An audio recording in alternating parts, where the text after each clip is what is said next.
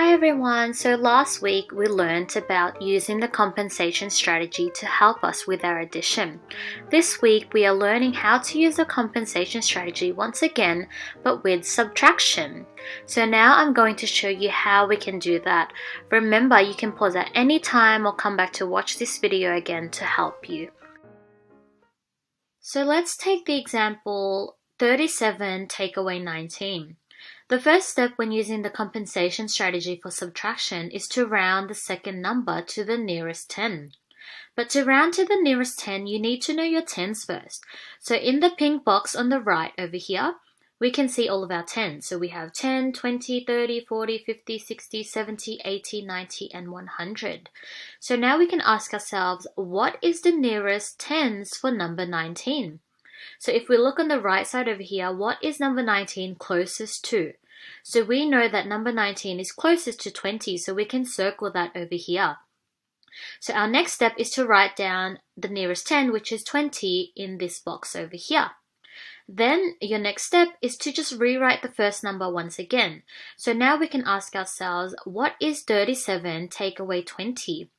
So 37 take away 20 is 17, so we can write that down. Your next step now is to write the answer that you got, which is 17, in the next box. So we have written that down here. Then another important step is to ask ourselves, how did we get from 19 to 20? So how much did we add to 19 to get to 20? Correct, we only added 1 to 19 to get to 20. So that number 1, we can just write that down over here. So now our last step is to ask ourselves, what is 17 plus 1? Which gives us 18. So our answer to 37 take away 19 equals 18. So now let's go through another example together. If we take the example 76 take away 28, the first step is to round the second number to the nearest 10. So now we can ask ourselves, what is the nearest tens for number 28? Correct, 28 is closest to 30, so we can circle that over here. Our next step is to write down the nearest 10, which is 30, in the next box over here.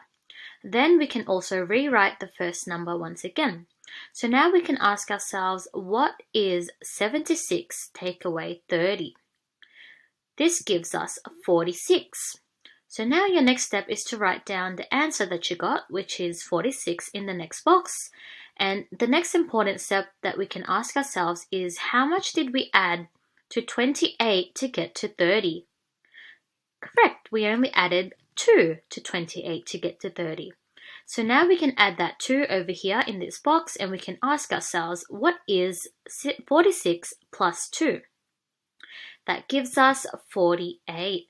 So our answer to 76 take away 28 is 48.